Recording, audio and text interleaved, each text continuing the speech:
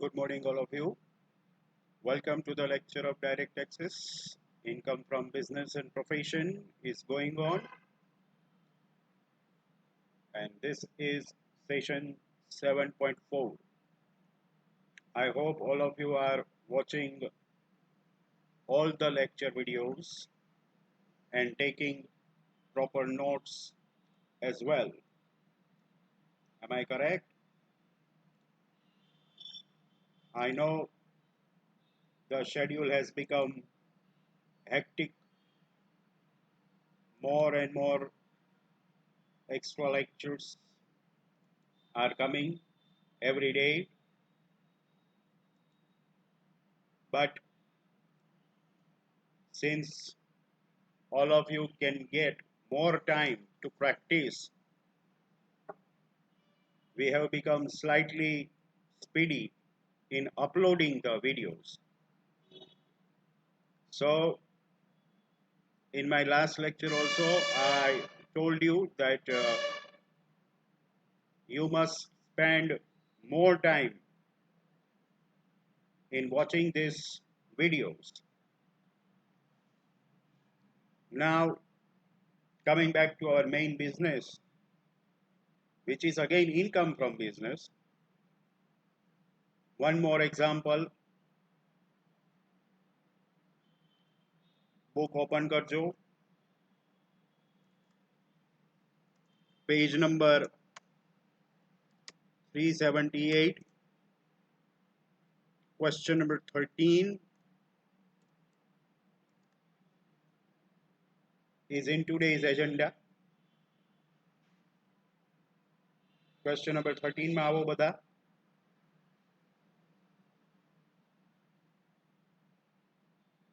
આપણે first method માં છીએ, right?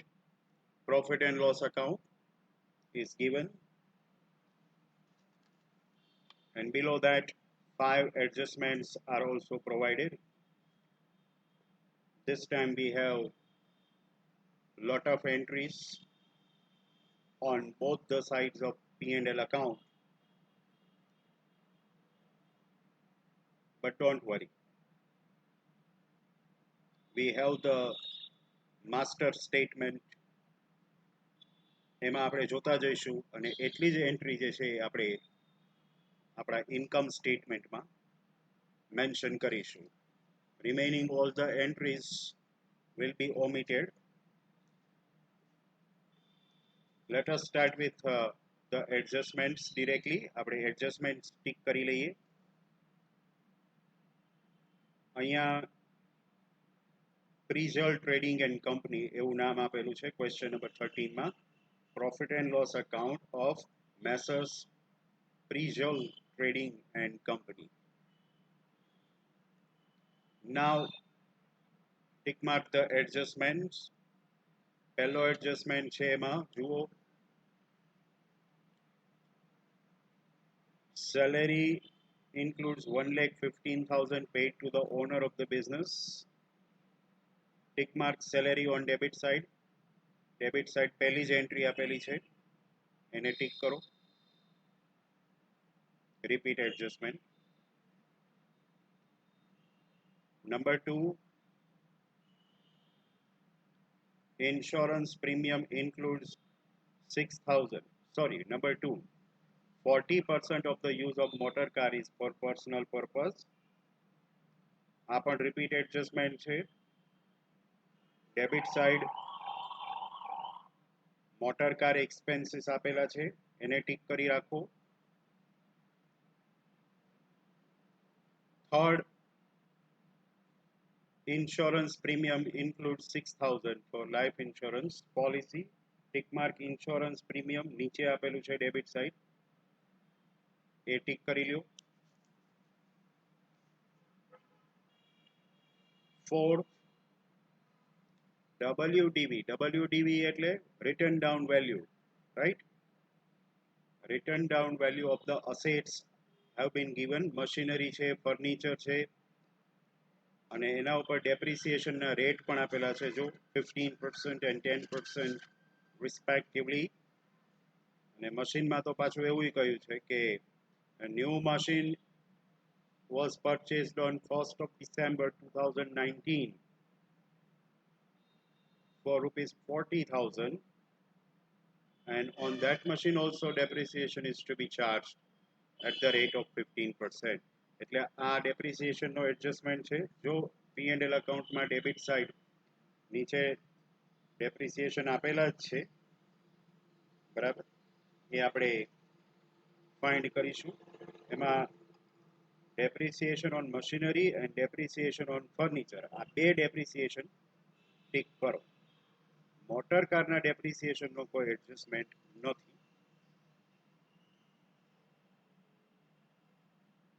અને last adjustment number 5,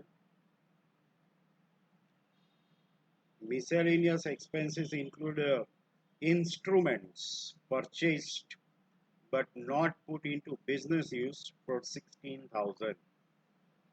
miscellaneous expense tick કરી લ્યો. net profit ની exact ઉપર આપેલા છે એ ટિક કરી લો. તો આટલા એડજસ્ટમેન્ટ્સ છે. હવે આપણે સ્ટેટમેન્ટ બનાવીએ.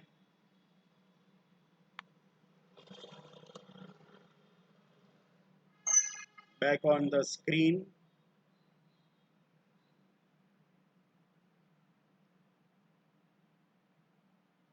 પ્રિજલ નામ છે, પ્રિજલ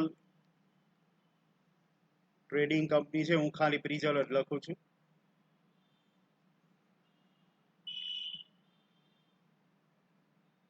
અને આ રીતે આખું સ્ટેટમેન્ટ, અને એમાં 4 હેડિંગ અને નીચે વર્કિંગ નોટ્સ એવું title.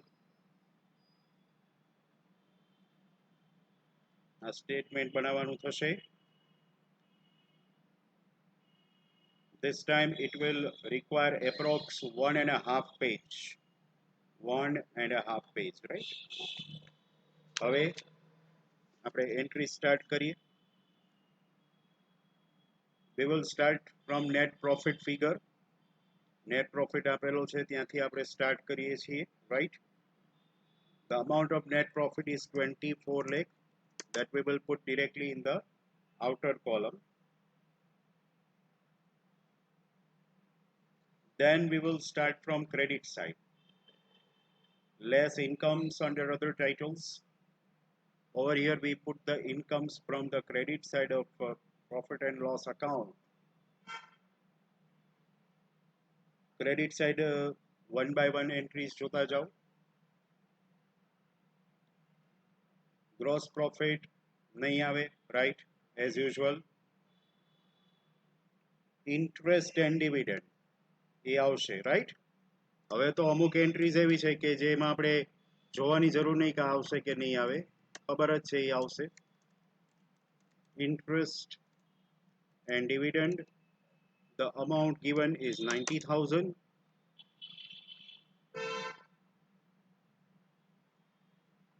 Then we have rent.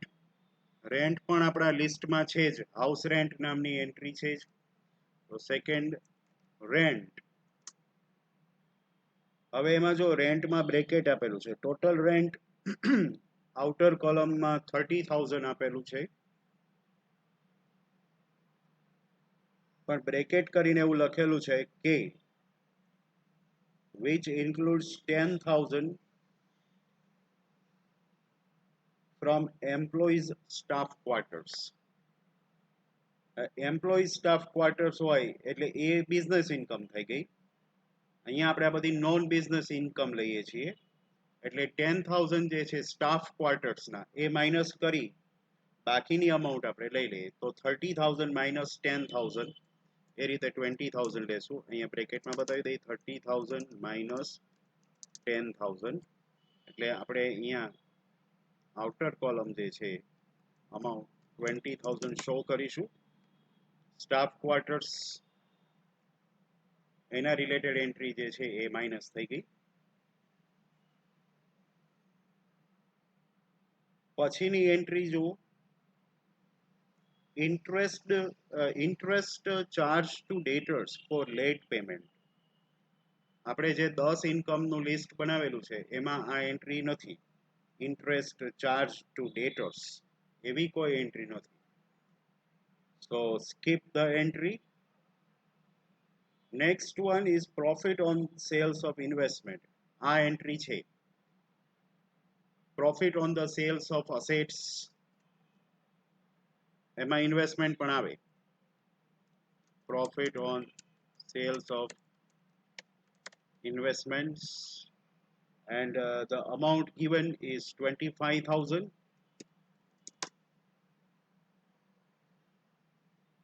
અને પછી આવે છે sundry income. તો sundry income પાછું આપણા લિસ્ટમાં નથી.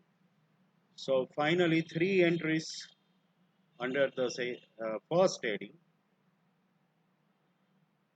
હવે આપણે આવીએ છીએ inadmissible expense માં, અને એ આપણે લેશું P&L અકાઉન્ટની ડેબિટ સાઇડમાંથી. એડજસ્ટમેન્ટ રન ટાઈમ જ આપણે લેતા જવાના હોય છે, રાઈટ. પહેલું જ છે salary, and the amount is 9,70,000. Generally we do not consider salary over here, પણ એમાં શું લખેલું છે ફર્સ્ટ એડજસ્ટમેન્ટમાં, રીડ કરો.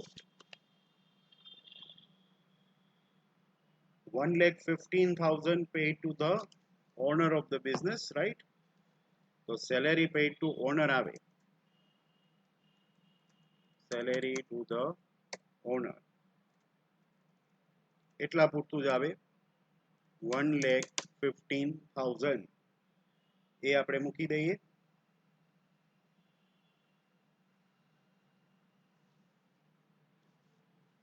પછી આવે છે પોસ્ટેજ એન્ડ ટેલિફોન, એ આપણા લિસ્ટમાં નથી ક્યાંય. ઓફિસ રેન્ટ એ પણ ક્યાંય નથી. લિસ્ટ તમારી સામે જ રાખજો.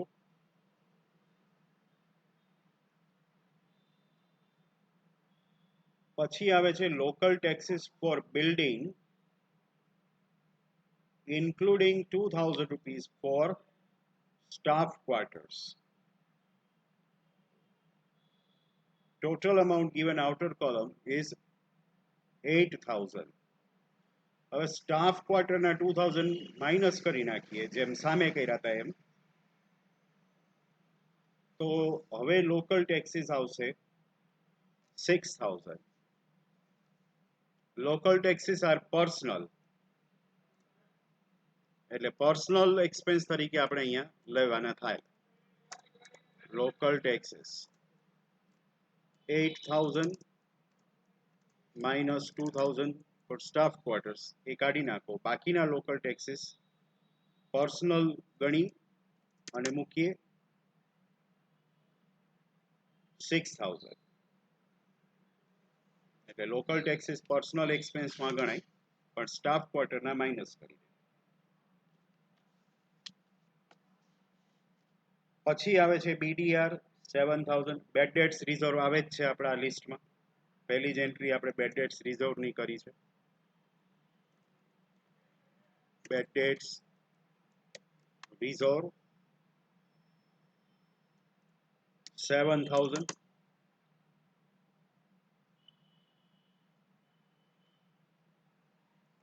Proceed from there.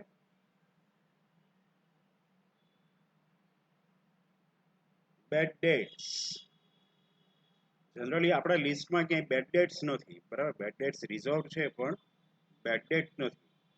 પણ આમાં એડજસ્ટમેન્ટ એવો છે, બેડ ડેટ્સ જો 8,000 આપેલા છે total. Into bracket we have been provided instruction including 2,000 rupees for debt for which debtor's account is not yet closed. એટલે ડેટર્સનું અકાઉન્ટ જો ક્લોઝ ન કરેલું હોય તો એને બેડ ડેટ્સ ન ગણાય. તો 2,000 રૂપીસના બેડ ડેટ્સ એવા છે કે જેના માટે ડેટર્સ અકાઉન્ટ ઓપન જ છે, હજી ક્લોઝ નથી થયું, તો એને અલાઉ કરી શકાય નહીં, એને ડિસઅલાઉ કરવા પડે. અને આ લિસ્ટ એ છે ઇનએડમિસિબલ એક્સપેન્સ. ઇનએડમિસિબલ એક્સપેન્સ એટલે ડિસઅલાઉડ એક્સપેન્સ. તો આ 2,000 રૂપીસના બેડ ડેટ્સ ડિસઅલાઉ થાય, કારણ કે ડેટર્સ અકાઉન્ટ ક્લોઝ થયું નથી.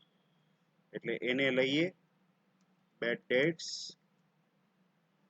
અને 2000 પૂરતી જ અમાઉન્ટ જે છે એ અહીંયા મૂકી દઈએ.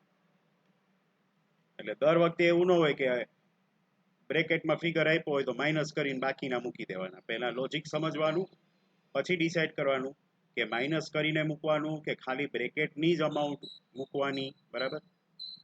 એઝ પર ધ રૂલ, જો ડેટર્સ અકાઉન્ટ ક્લોઝ ન થયું હોય તો બેડ ડેટ્સ ઇનએડમિસિબલ ગણાય. બરાબર. તો બેડ ડેટ્સ ઇનએડમિસિબલ ગણાયો.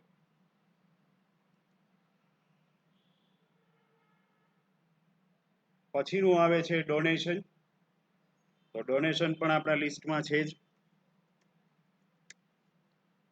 ડોનેશનની અમાઉન્ટ 55,000 મૂકીએ.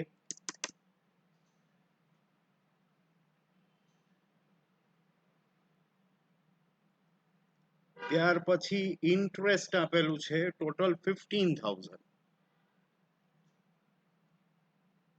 પણ એમાં બ્રેકેટમાં લખેલું છે ઇન્ક્લુડિંગ 7,000 ઓન કેપિટલ. તો ઇન્ટરેસ્ટ ઓન કેપિટલ જે છે એ આપણા લિસ્ટમાં છે. So let us consider interest on capital, that is 7,000.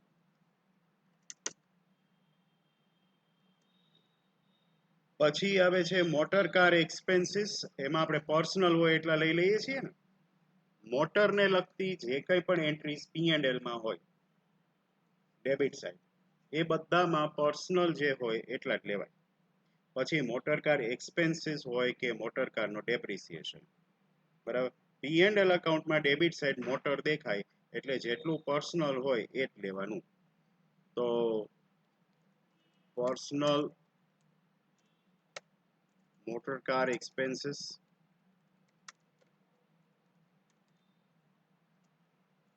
આપણે બ્રેકેટમાં ત્યાં જ બતાવી દઈએ.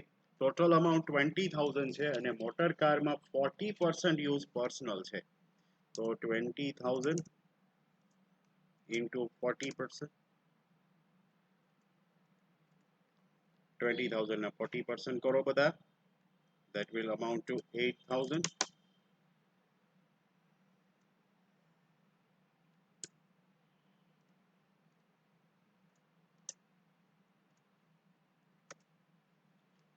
તો મોટર કાર એક્સપેન્સીસ થઈ ગયા. પછી આવે છે પ્રોવિઝન ફોર ટેક્સ. તો એ પણ આપણા લિસ્ટમાં છે જ.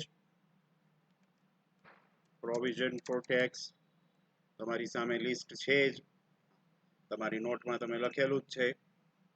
એમાં પ્રોવિઝન ફોર ટેક્સીસ મેં લખાવેલું જ છે.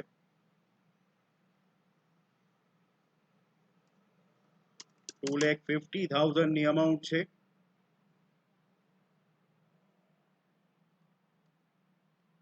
ત્યાંથી આગળ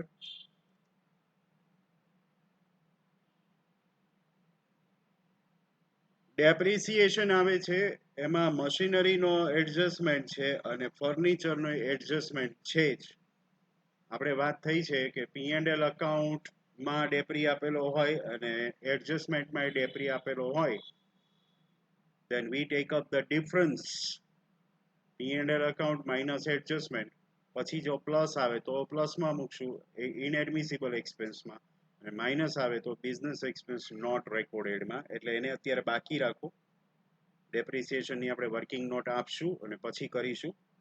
પણ વચ્ચે જો એમાં મોટર કારનો ડેપ્રિસિએશન આપેલો છે તો મોટર કારમાં તો જે પર્સનલ હોય એ જ આપણે લઈએ છીએ. મેં હમણાં જ વાત કરી કે P&L અકાઉન્ટમાં debit side motor car related જેટલી પણ એન્ટ્રી હોય એ બધામાં પર્સનલ હોય એટલું જ લેવાનું છે.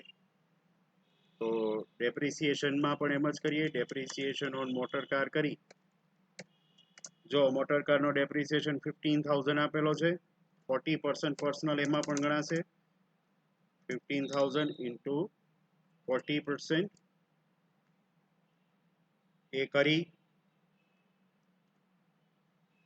આઉટર કોલમ એટલે ઇનર કોલમ 6,000 મૂકી દઈએ.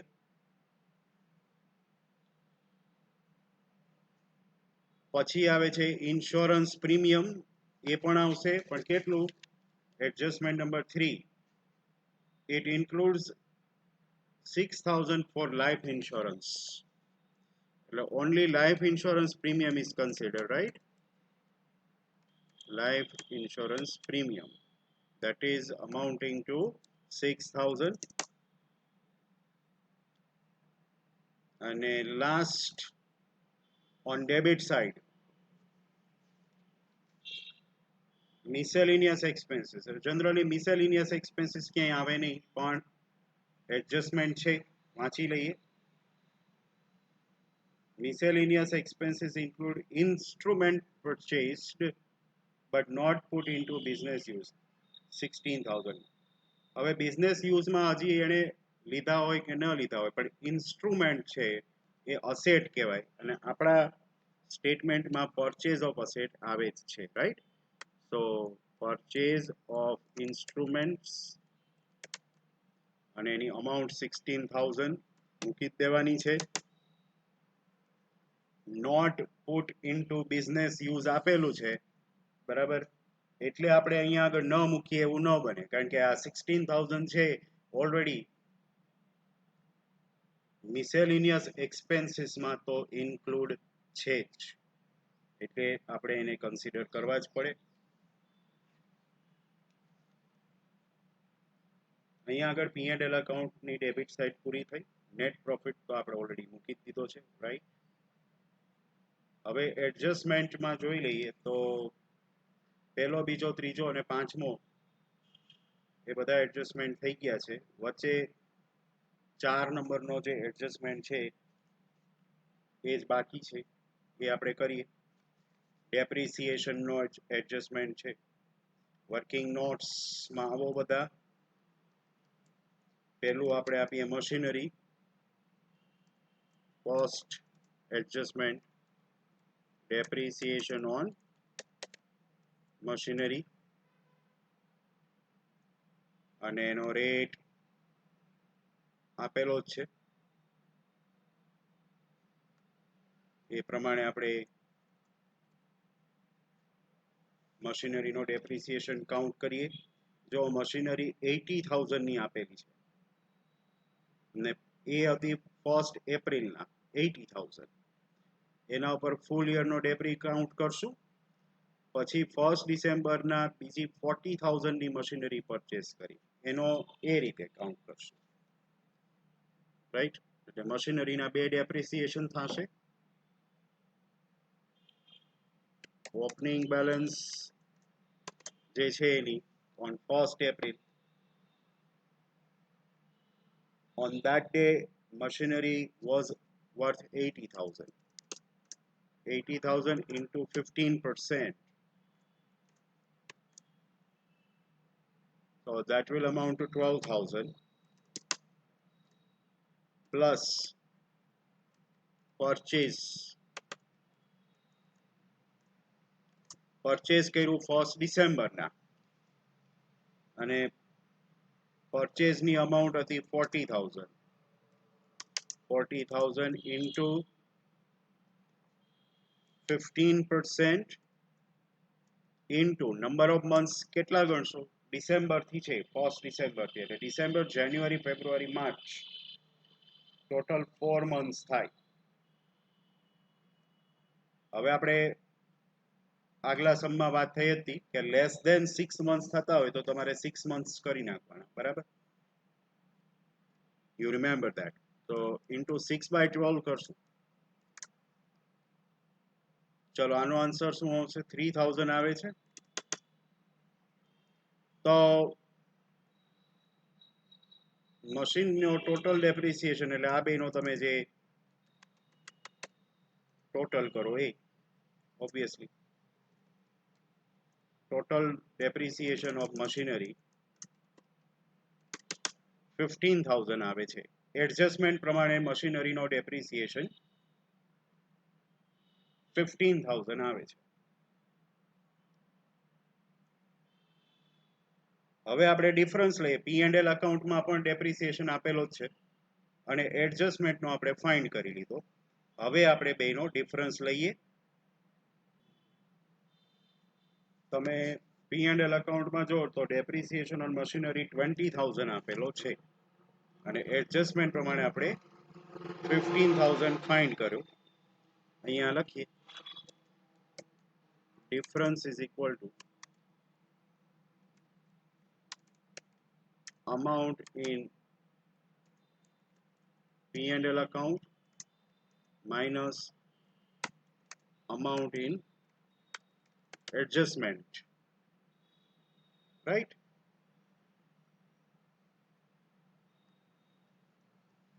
P&L account માં મશીનરી નો ડેપ્રિસિએશન આપેલો છે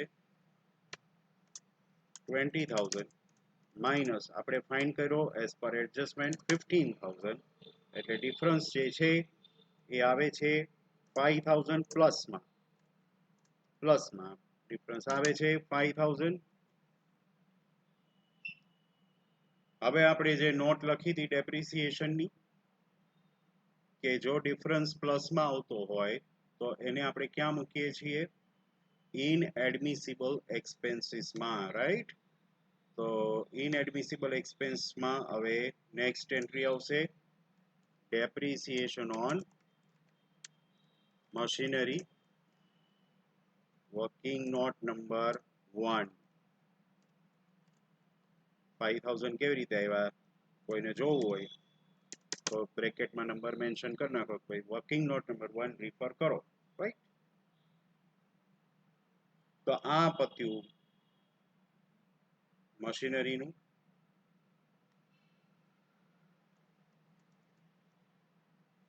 હવે આપણે ફર્નિચર ઉપર આવીએ.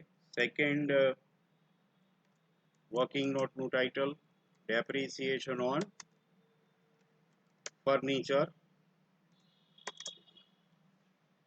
એમાં સીધું જ છે 40,000 ની અમાઉન્ટ આપી છે 1st April 2019 એડજસ્ટમેન્ટ નંબર 4 માં જુઓ the amount of opening balance for furniture 40,000 and furniture is subject to 10% depreciation.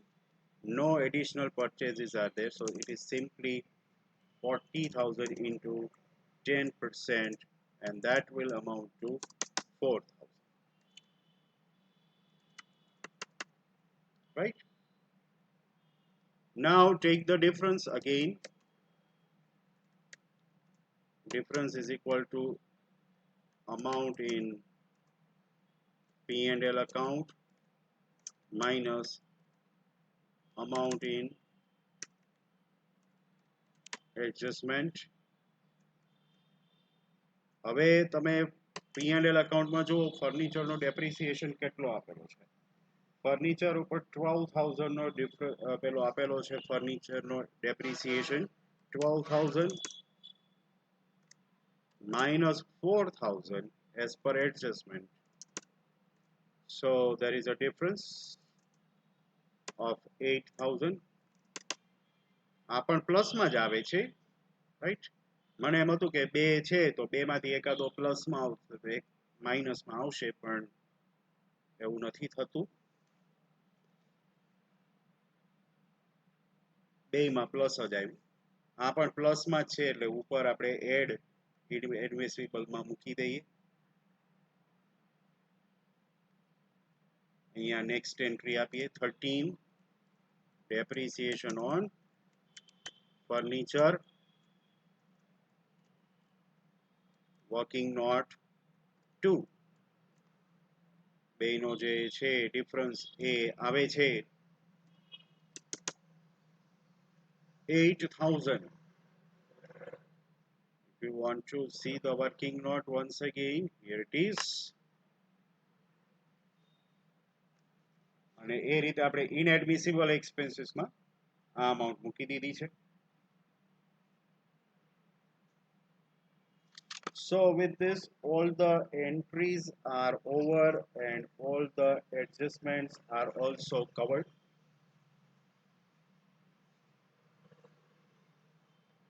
And now it is time to sum up and make the totals. પહેલા આપણે incomes under other title no total કરીએ. So that will be 1,35,000. આટલા આવે છે. ઉપર 24 લાખ આપેલા છે, એમાંથી 1,35,000 લેસ કરીએ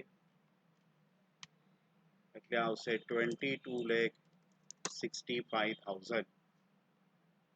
બરાબર છે. હવે આમાં જોવાનું છે, આમાં ઘણી બધી એન્ટ્રીઝ છે એટલે આપણે સ્લોલી ટોટલ્સ કરીએ. 1,15,000 plus 6,000 plus 7,000 plus 2,000, 55,000, 7,000, 8,000, 2,50,000,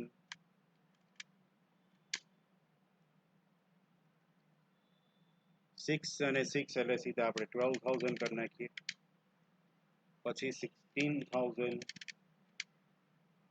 5,000 and 8,000. So thereby the total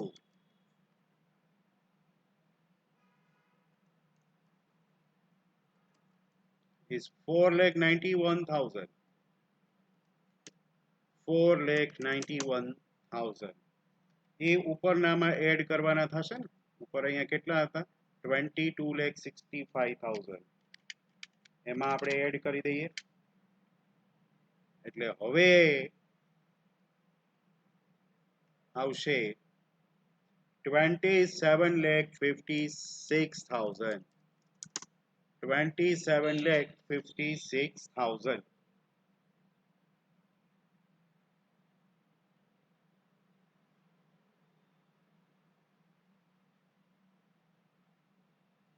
હવે બિઝનેસ એક્સપેન્સીસ નોટ રેકોર્ડેડ તો છે નહીં એટલે ડેશ એટલે પાછા એના જ આવશે 26,56,000.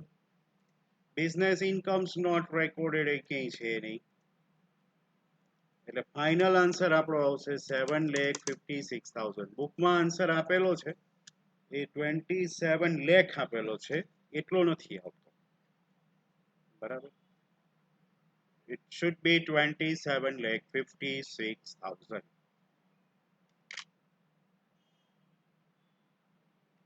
So finally we complete our third example of pre-job, covering some new entries.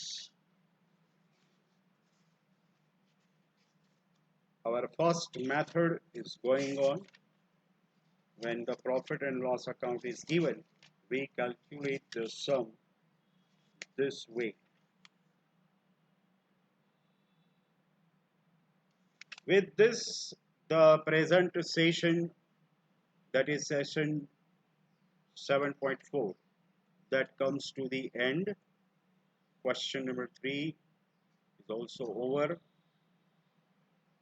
Now we will meet again in our next episode, that will be 7.5, and in that we will continue with the first method, P&L account, અને એમાં આપણે ચોથો સમ આવતા લેક્ચરમાં કરીશું. Till then, see you all.